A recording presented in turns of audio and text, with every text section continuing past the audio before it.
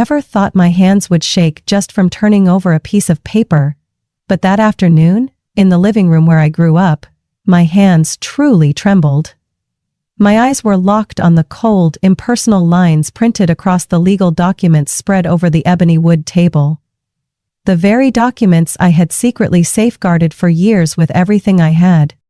Across from me, my younger brother Jacob was wearing a smug, almost terrifying smile, as if he had just won a life or math chess game I didn't even know I was playing.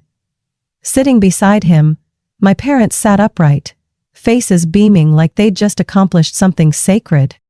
"We're officially signing the transfer of Ravenhill to Jacob today," my father announced, his eyes glowing with pride. None of them knew that nearly 2 decades ago, my grandfather, Franklin Westbrook, had quietly established a trust in his own name, and the sole legal trustee with full control over Ravenhill was me. I'm Charlie Westbrook, the eldest daughter in a prestigious family of attorneys spanning 3 generations in the state of Virginia. The 3-story granite mansion known as Ravenhill, nestled atop a green hill just outside Charlottesville, is the symbol of our family's legacy. A place that has hosted weddings, funerals, and summer parties the entire community looked forward to. I moved out when I started working in Washington, D.C., but I never missed returning on the second weekend of every month. A tradition my parents clung to like it was the last breath of their golden era. This time was no different. I received a message from my mother. "Come home this weekend, sweetheart. We have some wonderful news to share. Jacob and Jessica will be there too." No hints, no details. I suspected nothing, just assumed it was another family gathering like always. I had no idea I was about to witness the most calculated betrayal of my life. My green pickup truck pulled up in front of the wrought iron gate, the same one I used to chalk doodles on when I was 8. Beyond it, Ravenhill still stood tall, its light gray roof glinting in the sun, climbing roses covering the front porch. Thanks to the gardener I paid for every month. I stepped out, carrying a bottle of 2010 Bordeaux, my father's favorite, part of a ritual I always honored. When I set foot on the Italian tile foyer, the familiar scent of old oak and soft lavender hit me in the chest. This was still my home. At least, I used to believe so. "Charlie, you're here." My mother, Marilyn, came out from the kitchen, still holding a dish towel, her silver hair neatly pinned back. She hugged me, briefly, distractedly, like she had something more urgent on her mind. "Everyone's in the study. Go on in, your father wants to talk." I hadn't even taken off my coat when I heard laughter from the next room. Walking through the tall glass doors, I saw my father, Donald, leaning over a thick stack of papers with Jacob and Jessica. Each of them held a glass of whiskey. The celebration had already started, without me. "Perfect timing, Charlie." My father looked up, his voice full of excitement. He's 68 now, but still carries the commanding presence of a seasoned lawyer. Perfectly styled salt and pepper hair, expensive tie immaculately straight. "We just finalized the agreement to transfer Ravenhill to Jacob. Everything will be completed within the next 2 weeks." I stood frozen. It felt like someone had hit me square in the forehead. I heard the words, but they didn't make sense, even as they echoed in my head. Transfer Ravenhill to Jacob. I couldn't comprehend why. Why him? Jacob turned toward me, eyes gleaming with triumph. "You know, I think the timing is perfect. Jessica and I are starting a family. Ravenhill will be the perfect home." Jessica smiled awkwardly, clearly unsure of what to say. She was the polished type, always standing by her husband's side, never looking at me for more than 3 seconds. I tried to stay calm. My voice was low and steady. "Did either of you ever consider talking to me first? Or was this decision already made?" My father sighed, as if I had asked something completely unreasonable. "You live in the city, busy with your work at the museum. You've never shown interest in staying at Ravenhill. Meanwhile, Jacob works at the family law firm, and Jessica's expecting. This just makes the most sense." I couldn't say a word. I couldn't even bring myself to explain that for the past 10 years, I had been the one paying the property taxes, fixing the leaking roof, and covering the gardener's wages, all from my grandfather's trust fund, which only the family lawyer and I knew about. They were preparing to hand over something they didn't even legally own. And that was only the tip of the iceberg. I set the wine bottle down on the table and turned to face Jacob, my 32-year-old brother, coddled like he was the center of the universe, and silently thought to myself, "You think Ravenhill is yours? Just wait." I left Ravenhill that afternoon with a lump burning in my throat. The anger didn't explode. It simmered, searing every thought from the inside out. I drove down the hill, past the gravel road leading back into downtown Charlottesville, trying not to slam the gas pedal. If Jacob knew that just 3 years ago that house was on the brink of foreclosure, his smug little smile might just fade away. For over a decade, I had lived like a shadow in my own family, always present, always reliable, but never truly seen. I started transferring money to Ravenhill when I was 26, right after landing my first job at the Museum of American History in D.C. My grandfather, Franklin Westbrook, had just passed away. Before he died, he called me into his study, where a portrait of his younger self still hung behind the leather armchair. He handed me a thick, sealed envelope and said something I've never forgotten. "Ravenhill isn't just land. It's the blood and bones of this family. I chose you, Charlie, not because you're the eldest, but because you're the only one who truly understands what that means." Inside the envelope were the documents of a trust my grandfather had established when I was 11. The name Franklin Westbrook Trust was clearly printed on the paperwork. An independent legal trust that owned Ravenhill and the entire surrounding estate, with me as the sole legal trustee after his death. The only condition: keep everything secret until the protection of Ravenhill must come to light. And I kept that promise. For 10 years I told no one, not a word to my parents, or to Jacob. I let them continue to believe they were in charge, and while they were blind to the truth, I gritted my teeth and covered every debt the estate incurred, from property taxes to the roof repairs in 2016, even replacing the entire plumbing system that had rusted since the 80s. Each year I transferred around $40,000 from my personal account into the trust. Money I could have used to buy my own home, travel, or even invest in my future. I gave it all up. My father, Donald, never asked how I was doing in D.C., only why I hadn't bought a new car after working for so many years. My mother was gentler, but the way she brushed past everything I said about my work, as if preserving historical artifacts was just a hobby, cut deeper than silence. Meanwhile, Jacob was treated like royalty. He got a brand new BMW the moment he graduated from law school, and I still remember the gleam in my mother's eyes when he showed off the keys at dinner while I quietly picked at my vegetables. That same year, I had been awarded a full doctoral scholarship in cultural heritage conservation, but no one mentioned it. They only asked, "What are you going to do with that degree? Become a librarian?" I gave a strained smile and kept sending money to Ravenhill. Once, I asked my father why no one ever acknowledged my role in keeping Ravenhill running. He replied with just one sentence: "You don't need recognition to do the right thing, Charlie. If you do, then you're doing it for the wrong reasons." That hollow philosophy sounded noble until it came from someone who had just removed his daughter's name from the inheritance list without a single conversation. I'm not stupid. I know Ravenhill is no longer a legacy to them. It's an asset. And in the game of assets, Jacob is the shinier piece. He's the son, the lawyer in the family firm, married and expecting a child. All the things my parents see as right and continuity. I, on the other hand, am a 36-year-old single woman, working in a museum, renting an apartment in Georgetown. I don't fit into the traditional picture they've painted, even though I'm the only one who's kept that place from falling apart. I didn't speak up, not once. Even when I saw the $18,000 invoice for repainting the porch they sent to our shared email and my father casually forwarded it with, "Can you take care of this for me?" I still said nothing. I still paid. I did it for my grandfather, because I knew he believed in me. But that day, when I heard my father say that Ravenhill will belong to Jacob and Jessica in 2 weeks, something cracked inside me. Not with a loud noise, but like a hairline fracture in a column. Quiet, but irreversible. I knew it was time to use my voice.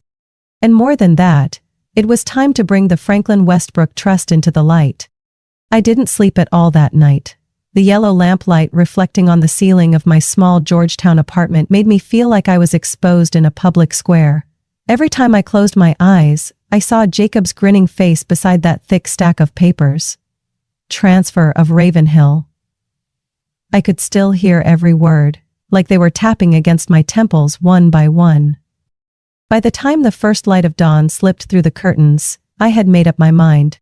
I brewed a strong cup of coffee and opened the safe in my bookshelf, where I kept the original documents of the Franklin Westbrook Trust, along with legal papers and financial records from the past 10 years. All of it was backed up, notarized, and meticulously organized. If needed, it would take me less than an hour to prove that Ravenhill was not my parents' property, and that they had no legal right to transfer it to anyone, including Jacob. But the hard part wasn't the law. The hard part was me. I had stayed silent for so long. If I suddenly pushed back, they would see me as a traitor, nothing more. They wouldn't care about the truth.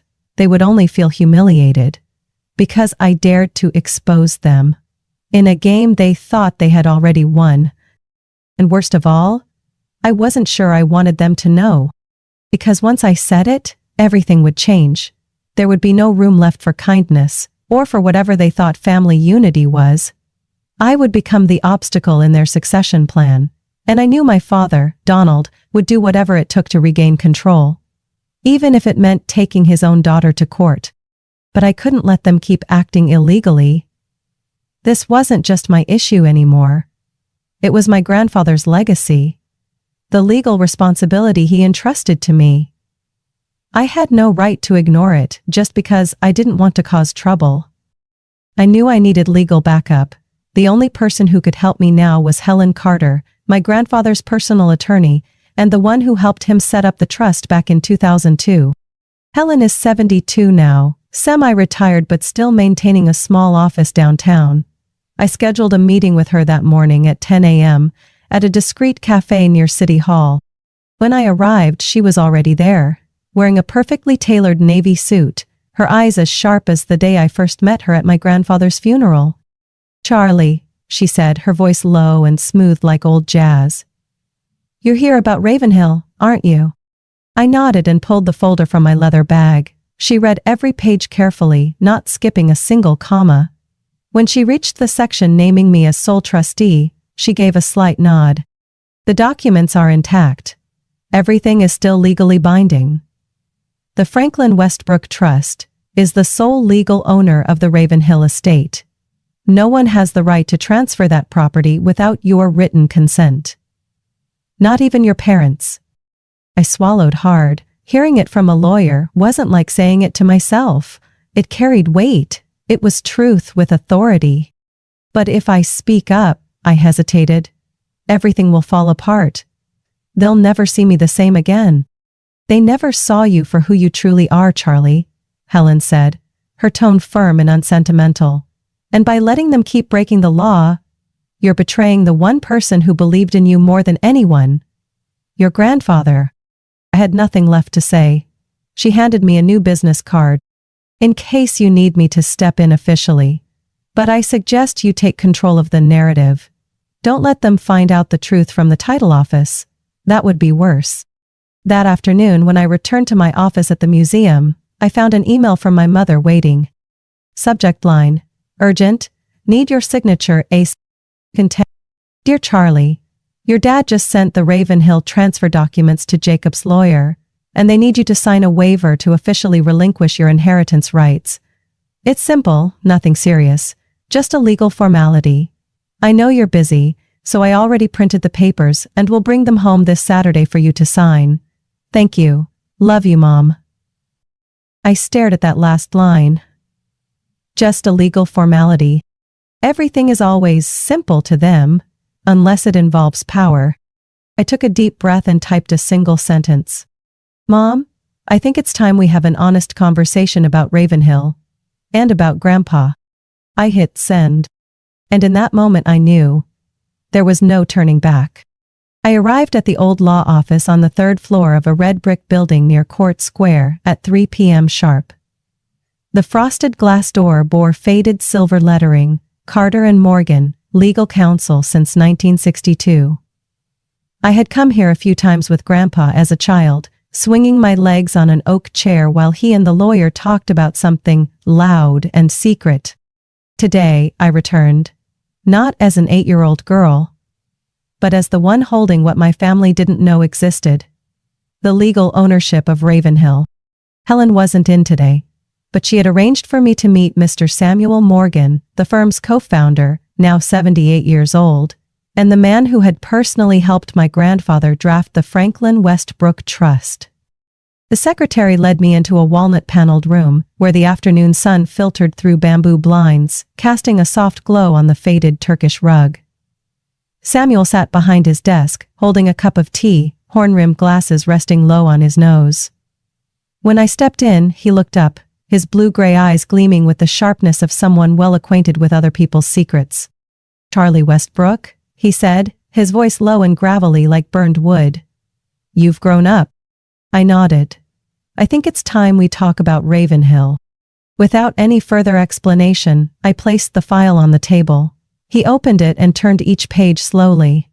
Every flip of a page sliced away another illusion my parents had built over the years. Original copies, I said, with tax payment records and annual maintenance expenses. Everything was paid through the trust account. Except in some urgent cases, where I transferred funds from my personal account. Mr. Morgan said nothing for a long while. After reviewing everything, he leaned back in his chair and tapped his fingers thoughtfully on the armrest. You know, he began, very few people keep their promises to the dead for this long. Franklin once told me, Charlie won't need to be recognized to do what's right, but I want to make sure that when the time comes, she won't be alone. I froze. Mr. Morgan opened a drawer and pulled out a yellowed envelope, carefully sealed with red wax. He left this for you, told me to give it to you only if the trust was ever in jeopardy, or when you were mature enough to decide what's right. I took it. On the front was that familiar handwriting. For Charlie, when the time comes. My hands trembled slightly as I broke the seal. Inside was a long letter, written in blue ink on thick paper. His handwriting was still there, bold, steady, full of conviction. My dearest Charlie, if you're reading this, it means you've reached the moment I've always feared. When Ravenhill is no longer a symbol of tradition, but a battleground for power and selfishness. I didn't choose you because you're the oldest, or because you're a girl. I chose you because you see the value of this place beyond its bricks and columns.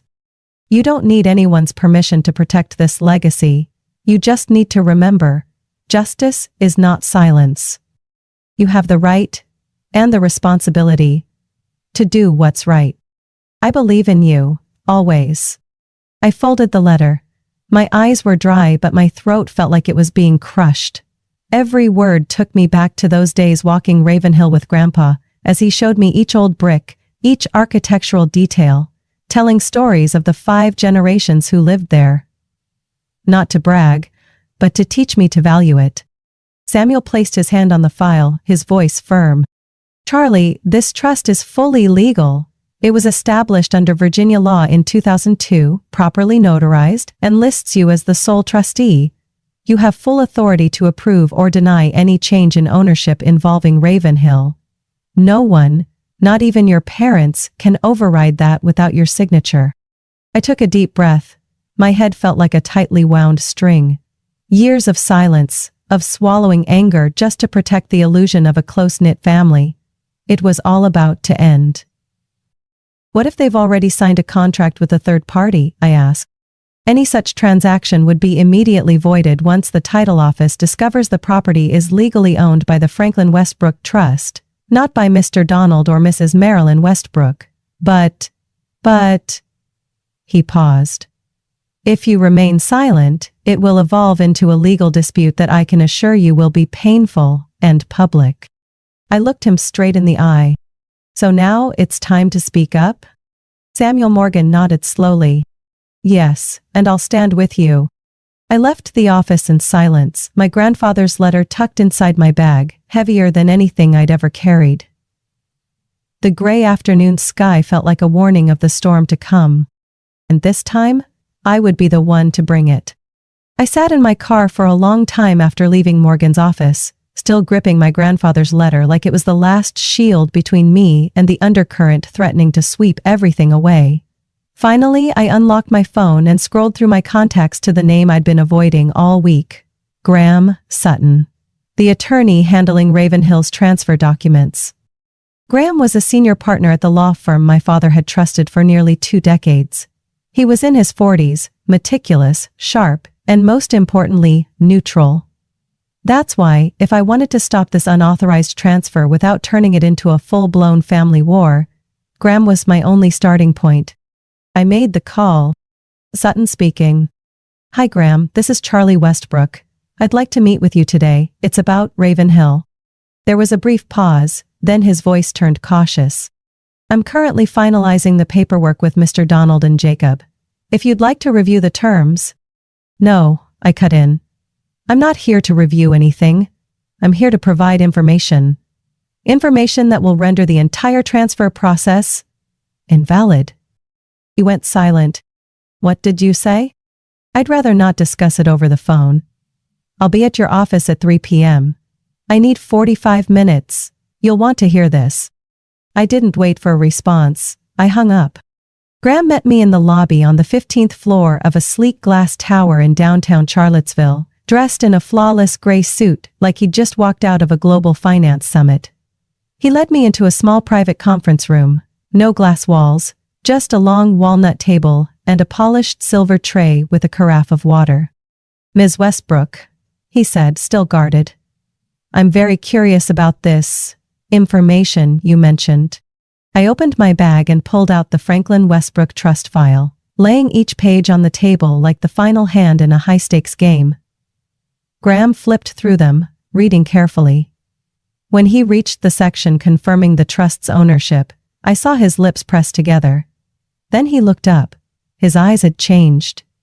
The arrogance was gone, replaced by the sharp alertness of a lawyer who realized he was about to be swept into a storm. You're telling me Ravenhill isn't currently owned by Mr. and Mrs. Donald? He asked slowly. I'm not just telling you, this is legal proof, I said. The trust was created in 2002. My grandfather was the founder. I am the sole legal trustee, as recorded and certified by the Albemarle County Clerk's Office. And Mr. Donald doesn't know about this. They believe they're the owners, but on paper, they've had no legal claim for over a decade. Graham leaned back in his chair, ran his hands over his face, and exhaled like someone who just learned his client had filed for bankruptcy. I'll be honest with you, Charlie. If this is accurate, and I have no reason to believe it isn't, then the entire transfer process I've been overseeing is illegal. I nodded. And I don't want it to get that far. What do you want? I looked him directly in the eye. I want to stop the transfer before it's notarized, but I don't want to use the legal card as a weapon. I want a conversation, face to face, with all parties present. And I need you, as the attorney overseeing the transfer, to be there to confirm the facts. Graham blinked. He clearly hadn't expected that. You want me to take your side? I want you to take the side of the truth. I'm not asking you to betray your clients, but if you proceed with this transfer without disclosing the existence of the trust, the court will nullify the entire deal. And that will become a scandal, not just for my family, but for your firm. He paused, then nodded slightly. I understand. A long silence followed before Graham finally spoke again. If you agree, I'll arrange a meeting at Ravenhill tomorrow evening, a family meeting. I'll inform Mr. Donald and Jacob that there are legal matters that need to be clarified. The rest? I'll leave for you to say. I tightened my grip on my handbag, my heart feeling like it was clenched in someone else's fist. But I nodded. I'll be there, with all the documents, and with the truth. Graham stood and extended his hand to me. His handshake was firm, decisive. No more hesitation. Good luck, Charlie. Looks like your family is in for a memorable evening. The next evening, light rain fell as I drove through Ravenhill's rusted iron gates. Tiny droplets traced their way down the windshield like endless question marks echoing through my mind. How will they react? Denial? Anger? Or will they finally see me differently? Jacob's SUV sat parked arrogantly right in front of the main entrance, its tires still caked with mud. I parked a little further back, beneath the old oak tree where I used to play hide-and-seek with Grandpa, then stepped out with the green leather folder clutched tightly in my hands. Inside it was everything: the trust documents, bank statements, repair receipts, property ownership records. Tonight, it would all be laid bare. The large sitting room glowed brightly as I walked in. My mother, Marilyn, stood by the fireplace holding a glass of white wine. My father, Donald, sat upright in a leather armchair, legs crossed, eyes cold as steel. Jacob lounged on the sofa, wearing the smug expression of someone who thought this meeting was just a dull formality. Graham Sutton stood by the window, arms crossed, eyes scanning the room. Charlie, my mother forced a smile. You finally made it. We were just discussing renovation plans for Ravenhill. Jacob had some great ideas for the kitchen. I didn't respond. Instead, I placed the document folder on the oak coffee table and calmly opened it. We're not discussing kitchens tonight, I said, my voice steady and clear. We're discussing the truth and the legal ownership of Ravenhill. The room fell silent. I pulled out the first document, the notarized copy of the Franklin Westbrook Trust, and slid it toward my father. This is the trust Grandpa established in 2002. It is the sole legal owner of Ravenhill. He transferred full ownership into it, and I have been the sole trustee since I was 21. My father didn't touch the papers. He just glared at me. What are you talking about? We're the ones on the deed. I've paid the taxes. You haven't paid a cent in the last 10 years, I interrupted. I have, from the trust, and when that wasn't enough, from my personal account. Here are the statements. Bank records, tax receipts, roof repairs, electrical system upgrades, even Mrs. Jenny's wages. Everything came from me. I pushed the next stack of papers toward my mother. Her face went pale as she scanned the figures. She had always prided herself on managing the family finances, but now, the truth had pushed her far out of her comfort zone. Jacob jumped up. Hold on, are you saying you own this place? That you get to make all the decisions? That's ridiculous. Mom and Dad planned a legal transfer. Graham, what's going on? All eyes turned to Graham. He didn't flinch. I verified the legal standing of the documents Charlie provided. The trust is fully valid. Ravenhill has belonged to that trust for over a decade. The Donald family is no longer the legal owner. And Charlie, as trustee, has full authority over any decisions involving this property. This is betrayal, my father growled. You went behind our backs and took everything, and now you come here to lecture us? I looked straight at him, my voice low but firm. No, Dad, I protected Ravenhill when you and Mom abandoned it. I didn't do it to take over. I did it because I believed in Grandpa's legacy, the one you always called sacred, and yet almost handed over to Jacob like it was some throwaway prize. A beat of silence. I took a deep breath. But I'm not here to take Ravenhill back. I'm here to offer a deal. Jacob scoffed. A deal? What, you think you're the queen now? I ignored him and turned to my parents. If Jacob still wants to live here, I won't stop him. But there are conditions. 1. He must respect the historical integrity of Ravenhill. Any major renovations must be reviewed and approved. 2. He must share financial responsibility for maintenance, no more living comfortably off someone else's back.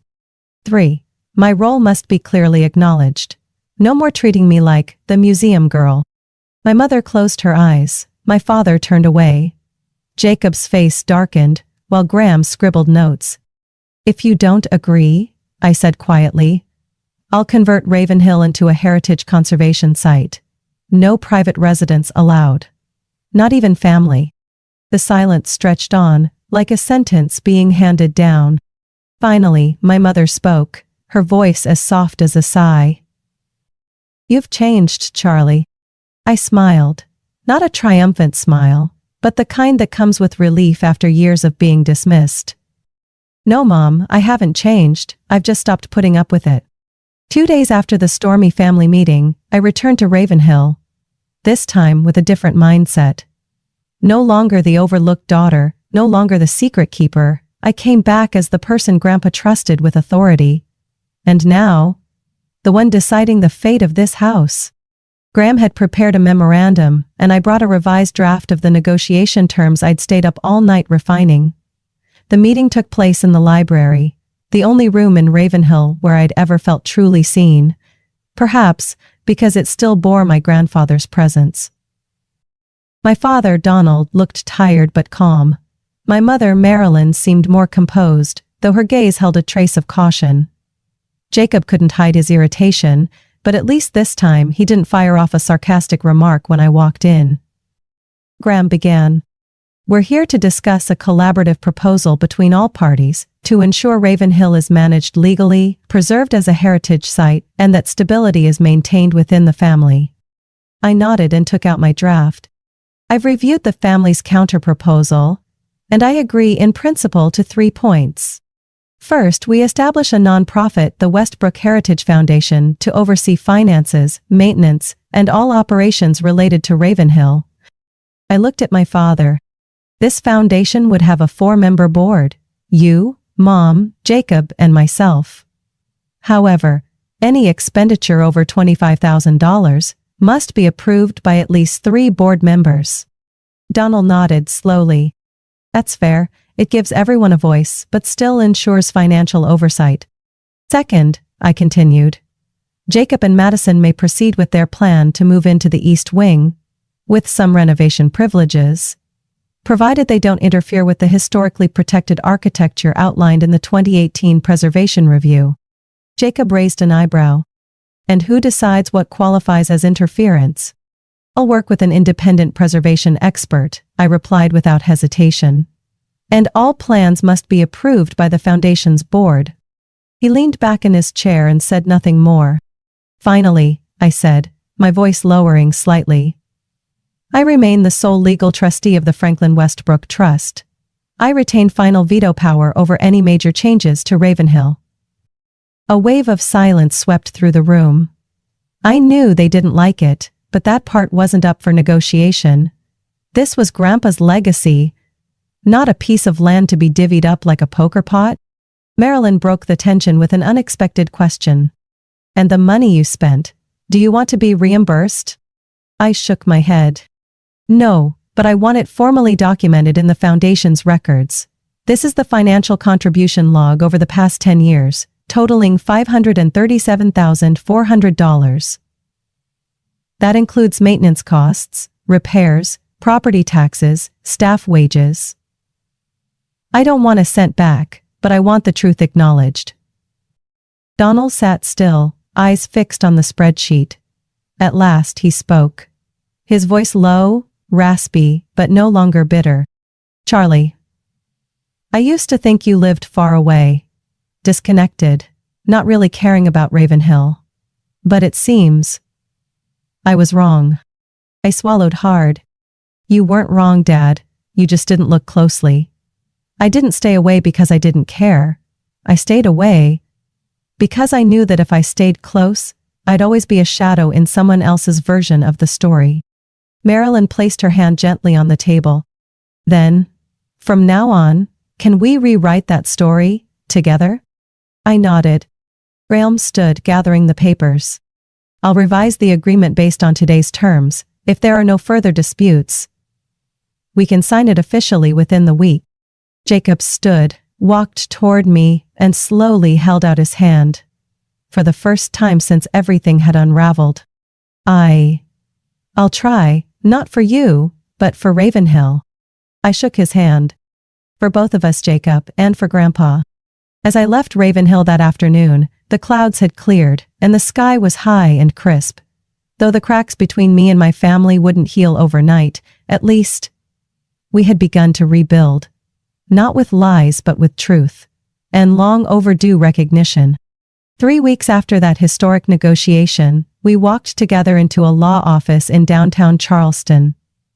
Not as rivals battling over inheritance, but as a family trying to restore balance after years of fracture. The sleek modern glass building stood in stark contrast to the worn wooden halls of Ravenhill. But today, it marked a turning point that could not be undone. Graham Sutton had everything prepared. The charter for the Westbrook Heritage Foundation, financial commitments from each member, operating regulations, and finally, the official record of the more than $500,000 I had spent over the last 10 years to keep Ravenhill from falling apart. I wore a simple charcoal suit, my hair tied up. No longer the silent daughter at dinners filled with dismissive glances. Today I was the representative of Grandpa's will, walking into that room with full clarity of purpose. My father, Donald, looked weary but composed. My mother, Marilyn, wore lighter makeup than usual, and sat more quietly than I had ever seen her. Jacob arrived last, with his wife Madison, who had stayed neutral throughout the entire dispute. But the most unexpected presence was Catherine, Jacob's ex-wife, who came with me. Though they had divorced quietly 2 years ago, Catherine and I had remained friendly through her continued support for the museum. This time, she volunteered to be my witness and emotional support. "I know I'm no longer part of that house," she said softly as we waited outside the conference room. "But Ravenhill isn't just a place. It's memory. And memories should be preserved by someone who understands them." Graham opened the proceedings with his calm, professional tone. "We're here to formally sign the legal documents establishing the Ravenhill Preservation Trust and recognizing the new management structure." Each person signed in turn. When it was my turn, I put pen to paper with a strange feeling. Not victory, but closure. 10 years of quiet contribution, endurance, and silence. All sealed with a signature and a red stamp. When it came time to acknowledge the financial contributions, Graham looked up, his voice more formal. "We officially recognize the total contribution of $537,400 from Ms. Charlotte Westbrook. Funds, drawn entirely from her personal resources, to maintain, repair, and preserve Ravenhill from 2013 to 2023. Without this contribution, the estate may not have survived to the present day." Jacob sat frozen. He said nothing, but I saw his eyes linger on the printed photo of the new roof installed in 2017. The one I had emailed to the contractor while he and Dad were golfing in Florida. When all the documents had been signed, we remained seated in the conference room. No one rushed to leave. A quiet moment settled over people who once thought they could never sit at the same table again. Then, unexpectedly, Catherine stood up, raising her glass of water. "I know I'm no longer part of this story, but I'd like to say one thing. If anyone deserves to represent Ravenhill, not just in name but in spirit, it's Charlie. She didn't just keep the house standing. She preserved the memory and identity of this family." My throat tightened. I couldn't speak for a moment. My father nodded slightly, then stood. "I used to think you were someone who lived in the past, clinging to things that were old and fading. But today, I see. You're the only one brave enough to keep the past from being rewritten. And I know. Your grandfather was right to trust you." Madison gave me a small smile. For the first time since everything began. There was no warmth between us, but something had shifted. Maybe it was acknowledgement.